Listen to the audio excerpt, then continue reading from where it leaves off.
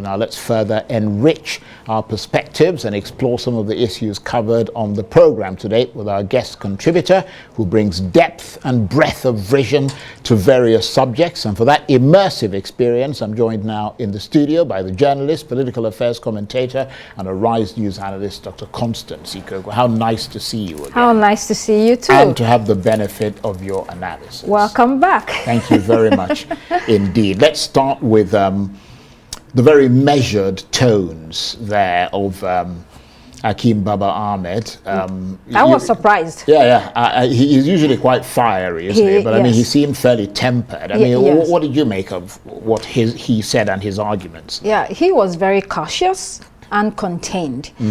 I guess especially because it's a sensitive subject. He's not a party man.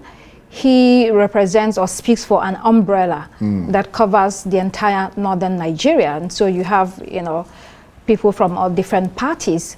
And then there's also the possibility of a change at the Supreme Court. Nobody knows. So I think because of that, he tried to be measured in his responses. But of course, he also touched on his experiences at INEC, electoral reform, and other subjects. And then your second guest was a party man. He spoke like a party man. His candidate is aggrieved, and they have declared their interest to go to the Supreme Court, which has the final say, and then we'll see how that goes. And one of the areas we talked about with him, and also with Dr. Salihu Ladan, Dr. Ladan Salihu, where I was trying to get them to tell me about the specific areas that they would want lawmakers, because they all agree that electoral reform is important, but those specific areas, for instance, the length of time it takes to conclude elections, petitions, compared, for instance, to other African countries where the entire process takes less than a month. President Tinubu is in his first 100 days in office without being entirely sure that he'll remain in office. I mean, that must send confusing signals to investors as well as Nigerians. That's right. I think it's something that has to be addressed. It is very critical. There should be a very tight timeline to start the election petitions and conclude them so that governance can move quickly. However, I also want to dovetail into what Hakeem Baba Ahmed said concerning the politicians. That yes, you can go ahead and have electoral reforms. In spite of that, it is still the same politicians that find a way to go around the laws and do what they do, and that creates problem. The danger in all of this, in what we are seeing, is that the judiciary risk being damaged beyond repair. Nobody has confidence anymore, whether rightly or wrongly. And so we go back to the important point that it is critical that elections end at the poll. When you keep shifting the responsibility to the judiciary, it's a problem.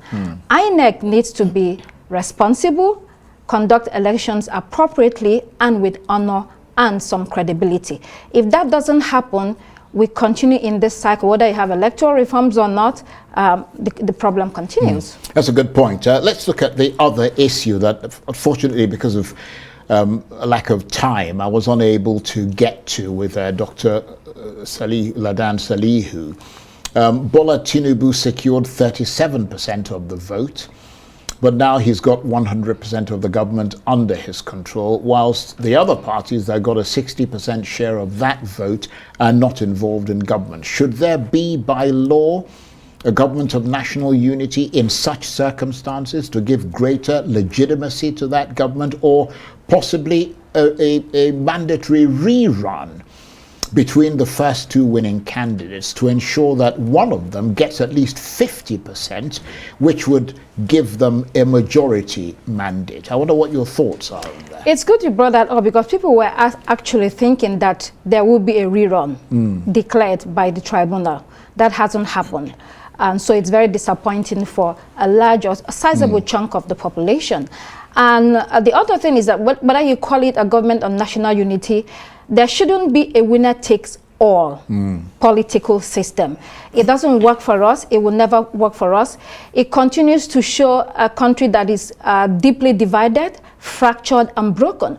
And so the point that you go from there, how do you begin to put the pieces together when you don't solve that problem? Whoever becomes the president should have at least 50% of the vote. That is another thing we need to look at in the electoral law, because like you said, he won with about 37% of the votes because we didn't see a three-way candidate, and there is no law that says there should be 50%.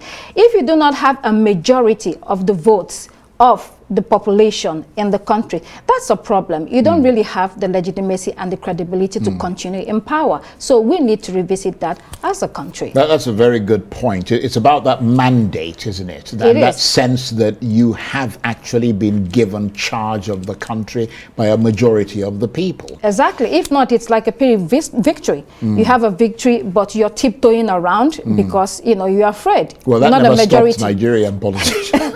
It never stops, but in their bedrooms, they might be afraid, or they come out and they go about their business, but it's an issue. Right. Well, what about the appointment of the INEC chair, for example, and his or her staff? Should the way they are approved also be reviewed?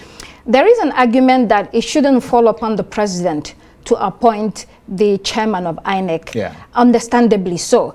And then you also talk about the financing of that arm of government, because the president finances INEC. They also get some funds from abroad. But the point is that if the president finances or funds INEC and appoints INEC, most times it's like he owes the president to pay him back. So there should be a decoupling of between the executive and INEC to see whether we can also get people of honorable character to carry that job, because it is an important job in democracy. And of course, as you pointed out, the important thing in all these reviews and reforms and rejigs of, suggested rejigs of electoral law is whether there'll be enough to satisfy Nigeria's disputatious politicians, or will they still find some other reason to fight over that election. But I want to thank you very much indeed, and it's lovely to see you again. Lovely to see you. Thank you for having me. And of course, talking there to the journalist, political affairs commentator, and Arise News analyst, Dr. Constance Ikokwu. That's it for this